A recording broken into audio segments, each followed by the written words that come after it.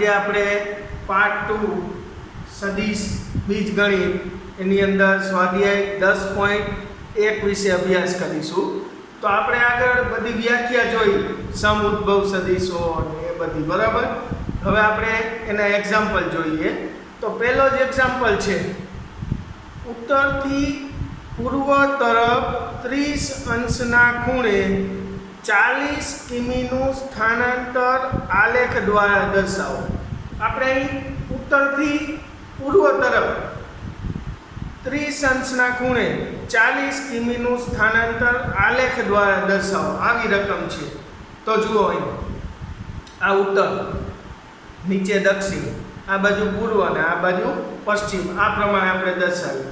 તો હવે ઉત્તરથી પૂર્વ તરફ એટલે આ બાજુ ઉત્તરથી પૂર્વ તરફ કેટલા અંશનો ખૂણો? 30 અંશનો ખૂણો।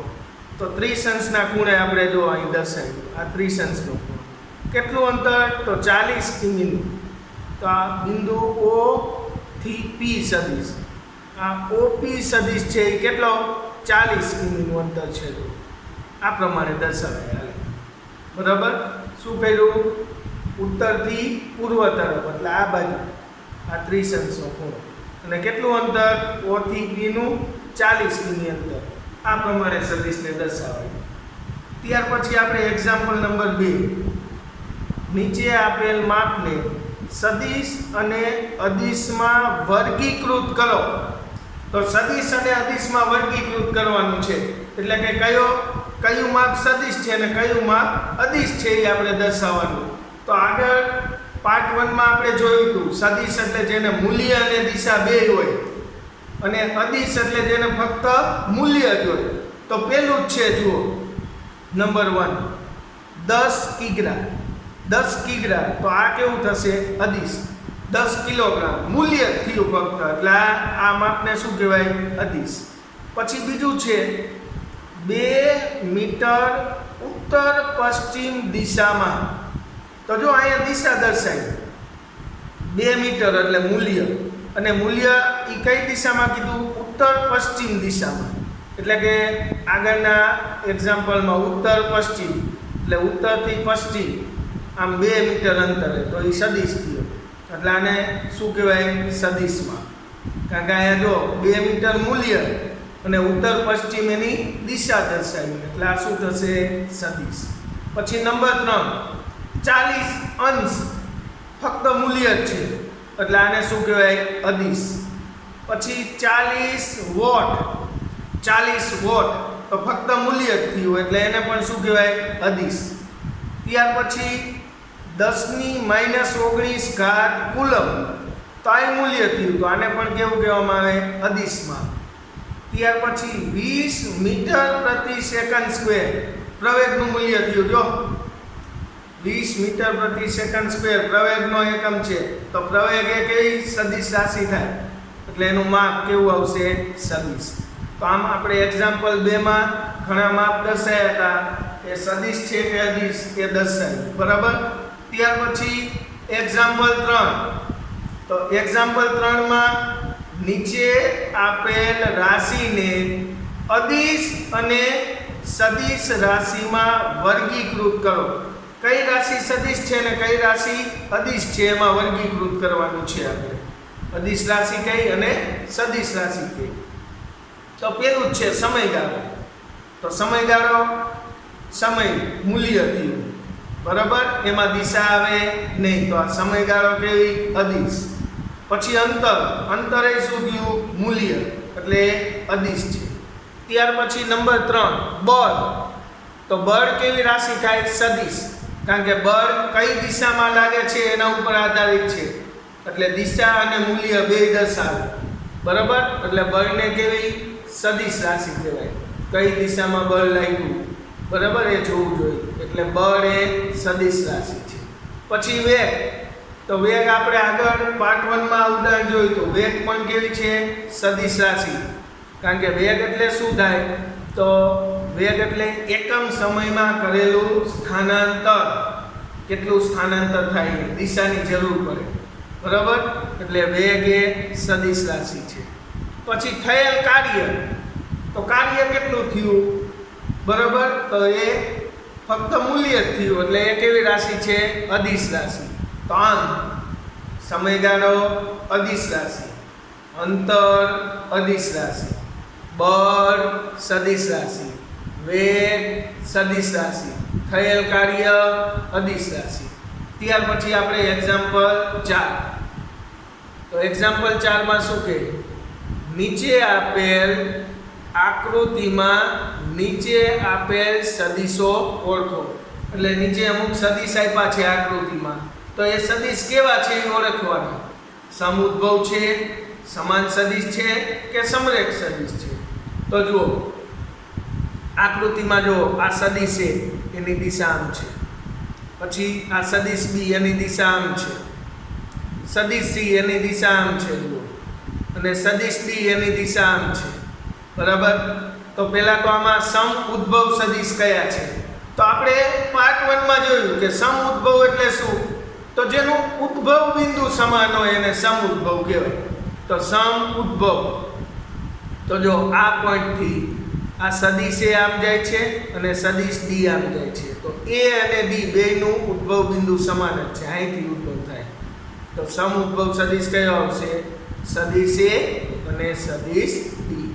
એ અને ડી બે સમ ઉદ્ભવ છે, જો અહીંથી ઉદ્ભવ થાય. ત્યાર પછી સમાન. તો સમાન સદિશની આપણે વ્યાખ્યા જોઈ હતી. સમાન સદિશ એટલે શું? તો જેનું મૂલ્ય સમાન હોય અને દિશા સમાન હોય. તો જો દિશા સમાન હોય, આ સદિશ બી આમ છે, આ સદિશ ડી આમ છે, તો જો બેયની દિશા સમાન છે. બી અને ડી બેયની દિશા સમાન છે.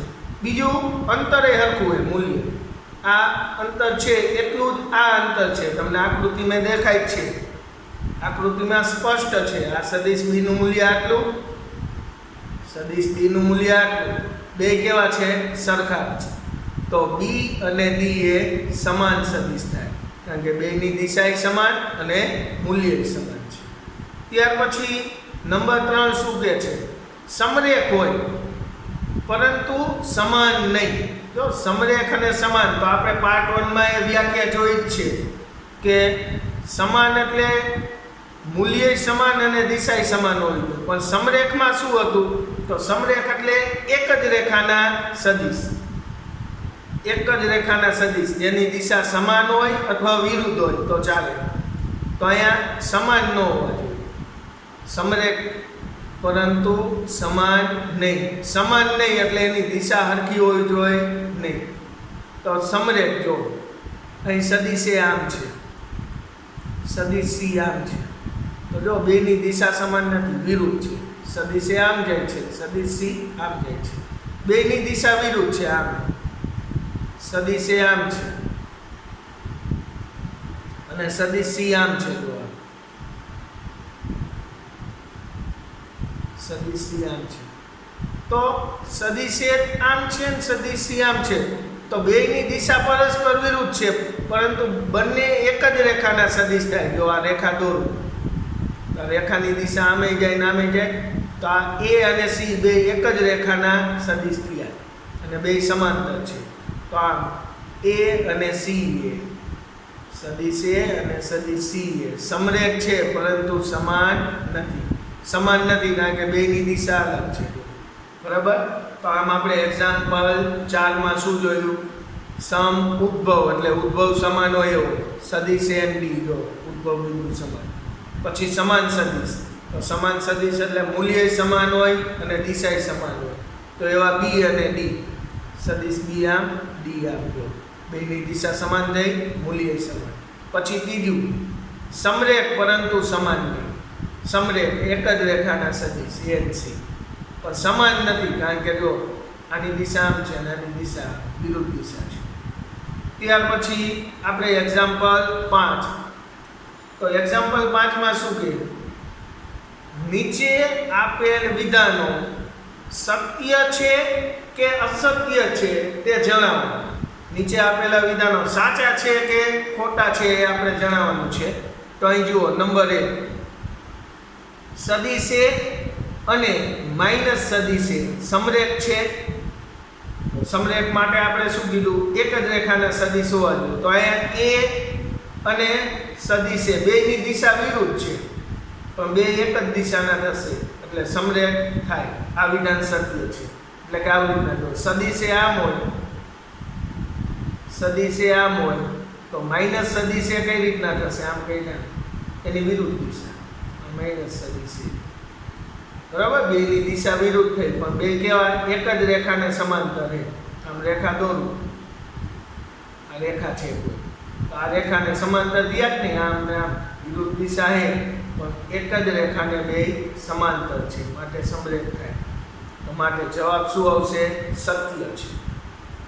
પછી નંબર 2, બે સમરેખ સદિશો. સમરેખ સદિશો એટલે એક જ રેખાને સમાંતર હોય, હંમેશા સમાન માનવાળા સદિશો હોય છે. એટલે કે સમરેખ સદિશો હોય તો એનું મૂલ્ય સમાન જ હોય? ના, જરૂરી નથી. આ વિધાન કેવું થશે? અસત્ય. કારણ કે ઉદાહરણ તરીકે જો, ઉદાહરણ તરીકે સદિશ એ બરાબર 1 2 3 હોય, બરાબર, અને સદિશ બી શું કે છે? જો સમરેખ સદિશો હંમેશા સમાન માનવાળા હોય છે, જરૂરી નથી. સદિશ બી લઉં 2 4 6, તો આ 1 2 3 છે અને આ સદિશ બી શું છે? 2 4 6. તો હવે અહીંયા આપણે આવી વ્યાખ્યા સમરેખ માટે આવું જોયું કે સદિશ એ બરાબર લેમ્ડા ઇન્ટુ સદિશ બી થાય.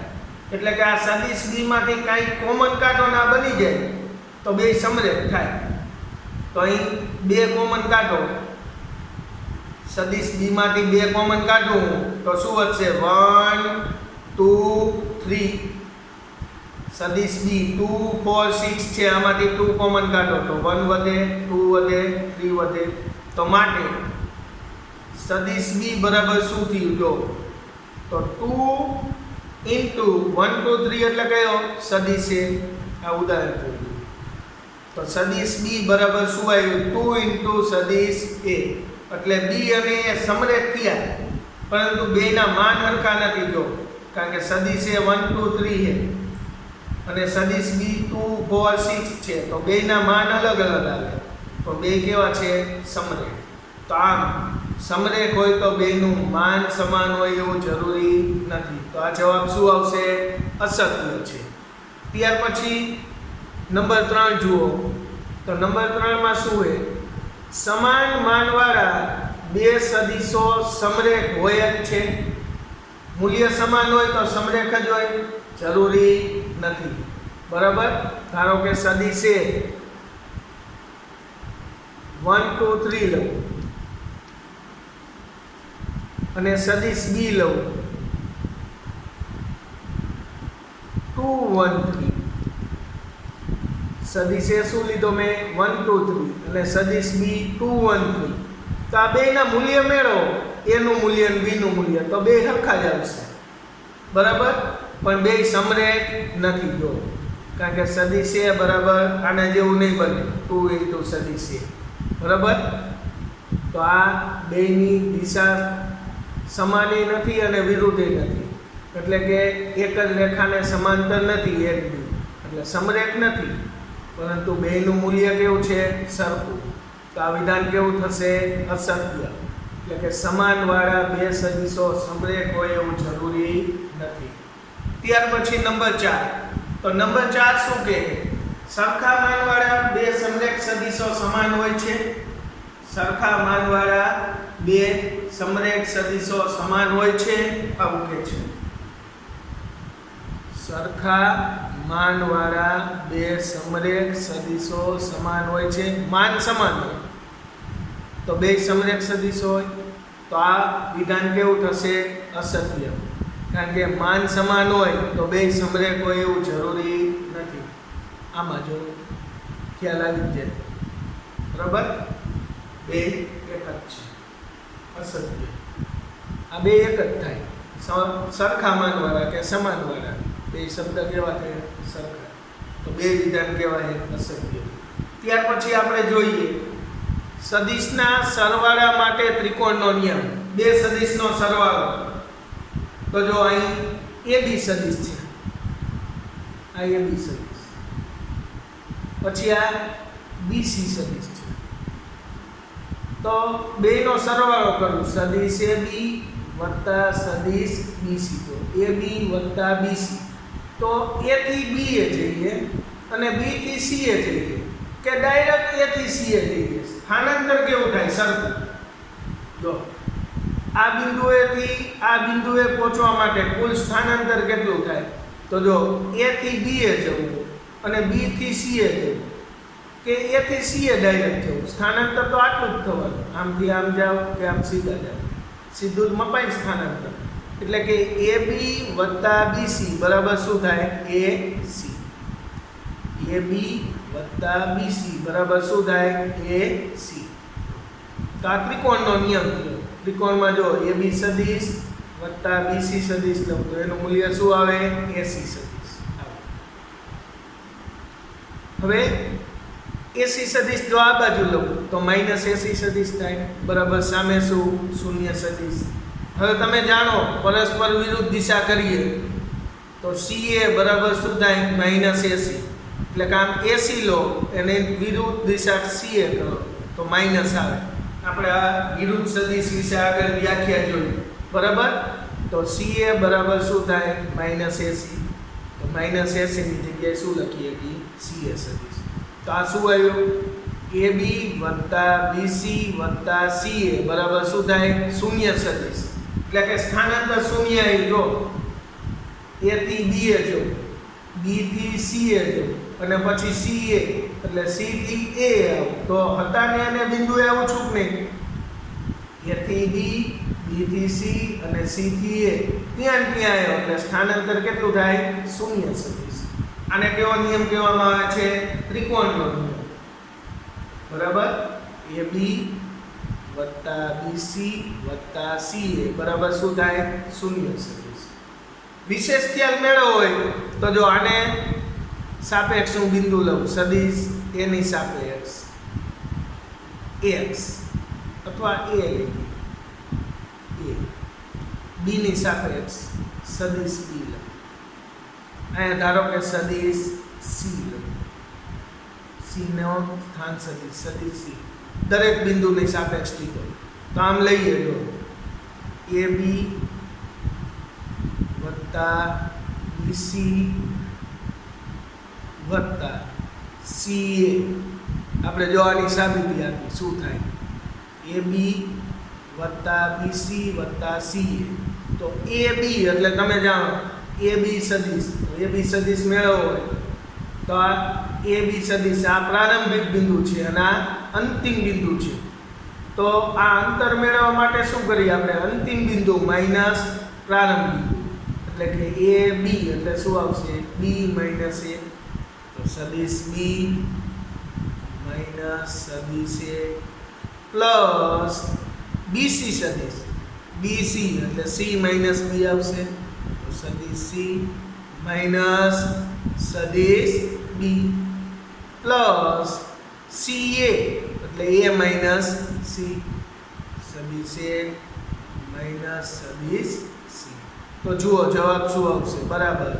આ minus B plus B cancel, plus A minus A cancel, plus C minus C cancel, તો જવાબ શું આવશે, શૂન્ય સદિશ, બરાબર.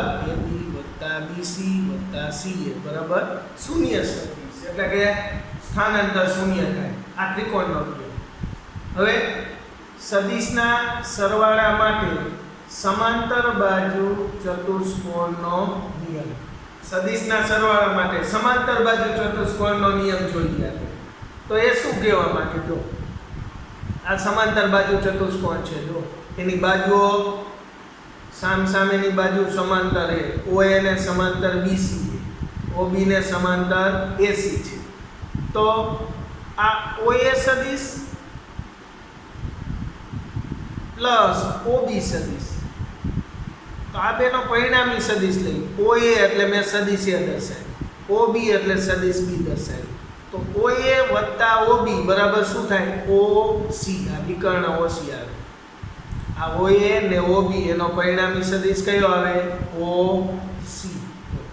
OA વત્તા OB બરાબર શું થાય OC મેળવવું હોય તો જુઓ આ OA સદિશ A છે પછી આ AC તો OB અને AC બે પરસ્પર સમાંતર છે જો સમાંતર હે ને અને સમાંતર આ અને બેયના મૂલ્ય કેવા સમાન એટલે આ B છે તો આ કેટલું લઈ શકું B તો હવે ત્રિકોણના નિયમ મુજબ આ A આ B તો OA વત્તા AC બરાબર શું થાય આ OC થાય તો આ A આ B તો આ શું આવે A વત્તા B તો OA સદિશ A OB સદિશ B તો OC શું આવે સદિશ A વત્તા સદિશ B આ સમાંતર બાજુ ચતુષ્કોણનો નિયમ થયો એટલે કે OC શું મળ્યું A વત્તા B હવે આ બાજુથી વિચારીએ તો ત્રિકોણનો નિયમ આ OB સદિશ B છે BC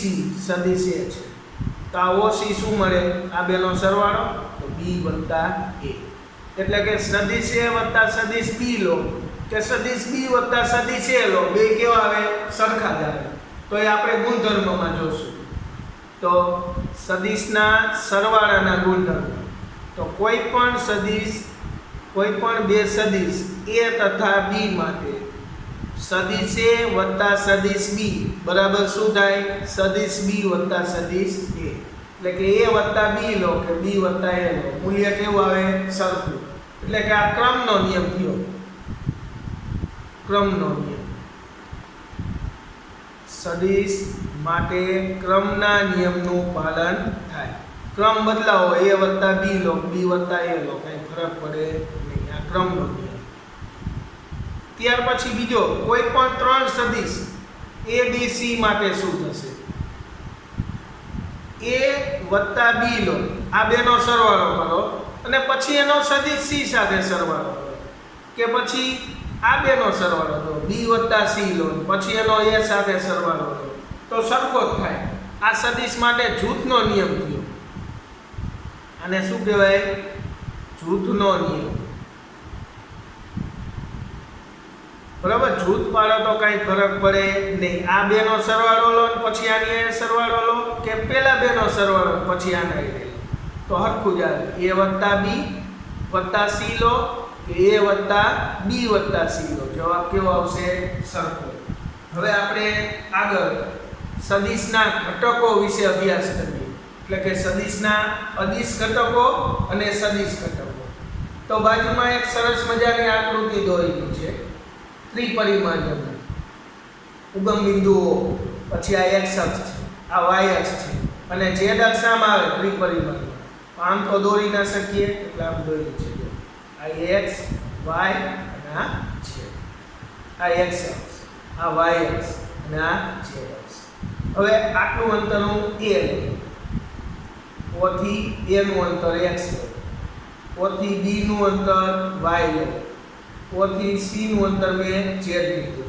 તો આ બિંદુ O થી A નું અંતર x લીધું ને તો એના એમ શું આવશે તો આ એ બિંદુ x અક્ષ ઉપર એટલે y ને z તો 0 જ આવે અને x એમ શું આવશે x એવું જ આ b ના એમ શું આવશે તો આ y અક્ષ ઉપર બિંદુ છે આટલું અંતર શું છે y આ અંતર શું છે y અક્ષ ઉપર છે એટલે x એમ ને z એમ તો 0 અને y એમ શું આવશે y એ જ પ્રમાણે આ OC અંતર z ને તો c ના એમ શું આવશે તો z અક્ષ ઉપર એટલે x એમ ને y એમ તો 0 અને z એમ કેટલો લખ્યો z તો આ અંતર x આ અંતર y આ અંતર z હવે આ p બિંદુ જો આ O ઉગમ બિંદુ છે 0 0 0 p ના એમ તો આ p રહ્યું 3 ડાયમેન્શનમાં તો એને x એમ x y એમ y અને z એમ z છે અને આ OP સદિશને આપણે r વડે દર્શાવીએ તો જો x અક્ષ y અક્ષ z અક્ષની દિશાના એકમ સદિશો અનુક્રમે આપણે x અક્ષની દિશાનો એકમ સદિશ i કેરેટ વડે દર્શાવીએ એકમ સદિશ એટલે જેનું મૂલ્ય કેટલું હોય 1 એકમ આપણે આગળ આ જોયું છે 1 0 0 એકમ સદિશ એને i કેરેટ વડે દર્શાવીએ y અક્ષની દિશાનો એકમ સદિશ j કેરેટ વડે 0 1 0 પછી z અક્ષની દિશાનો એકમ સદિશ તો એ કે કેરેટ વડે દર્શાવે 0 0 1 વડે દર્શાવે. તો આમ આપણે x અક્ષ y અક્ષ અને z અક્ષની દિશાના એકમ સદિશ i કેરેટ j કેરેટ અને k કેરેટ વડે દર્શાવીએ. તો હવે આ સદિશ OP એને આ વડે દર્શાવીએ તો સદિશ r બરાબર OP સદિશ. તો એના અદિશ ઘટકો લઈએ તો કયા આવશે? અદિશ ઘટક એટલે મૂલ્ય અદિશ મૂલ્ય. તો x અક્ષની દિશાનું અંતર કેટલું હોય? x. y અક્ષની દિશાનું અંતર કેટલું લીધું મેં? y. z અક્ષની દિશાનું અંતર કેટલું લીધું? z. તો અદિશ ઘટકો કયા આવે? x y અને z. તથા સદિશ ઘટકો લખવા હોય તો સદિશ ઘટક શું લખાય? xi કેરેટ y અક્ષની દિશાનો yj કેરેટ અને z અક્ષની દિશાનો zk કેરેટ વડે દર્શાવે. એ કઈ રીતના આવે? તો આ સદિશ ઘટક કઈ રીતના મેળવ્યા? તો x અક્ષની દિશાનો સદિશ ઘટક લેવો હોય તો એના અહીંયા શું છે? x 0 0 છે. હા, એની જો OA સદિશ લઈ OA સદિશ તો એ શું આવશે? x 0 0 આમાંથી x કોમન કાઢો તો x કોમન કાઢો તો અહીં શું વધે? 1. અહીં તો 0 જ છે, અહીં 0 છે. તો OA સદિશ બરાબર શું આવ્યું? x આ દિશ છે અને કૌંસમાં સદિશ 1 0 0 તો બરાબર x અને 1 0 0 એટલે શું આવશે? 1 0 0 એટલે i કેરેટ. તો x અક્ષની દિશાનો આ સદિશ ઘટક OA સદિશ તો શું આવે? x i caret. એ જ પ્રમાણે y અક્ષની દિશાનો સદિશ ઘટક yj કેરેટ અને z અક્ષનો સદિશ ઘટક zk કેરેટ આવશે. તો આમ સદિશ r બરાબર OP સદિશના અદિશ ઘટક લખવા હોય તો x y z અને સદિશ ઘટક કેને એટલે એને i j k વડે ગુણી નાખવાના. જો સદિશ ઘટક તો x અક્ષની દિશાનો સદિશ ઘટક કે તો x i કેરેટ, y અક્ષની દિશાનો તો y j કેરેટ અને z અક્ષની દિશાનો z k કેરેટ. તો આમ આજે આપણે વિદ્યાર્થી મિત્રો સ્વાધ્યાય 10.1 ની અંદર 1 2 3 4 અને 5 એક્ઝામ્પલ જોયા. ત્યાર પછી ત્રિકોણનો નિયમ, સમાંતર બાજુ ચતુષ્કોણનો નિયમ, ત્યાર પછી સરવાળાના ગુણધર્મ, ક્રમનો નિયમ, જૂથનો નિયમ, સદિશના ઘટક અને અદિશ ઘટક વિશે અભ્યાસ કર્યો. હવે પછી આપણે પાર્ટ 2 માં સદિશને અદિશ વડે ગુણીએ તો શું આવે? બે સદિશના સરવાળા, એની દિશાનો એકમ સદિશ, એના વિશે આપણે અભ્યાસ કરીશું. તો આજે અહીં સુધી રાખીએ.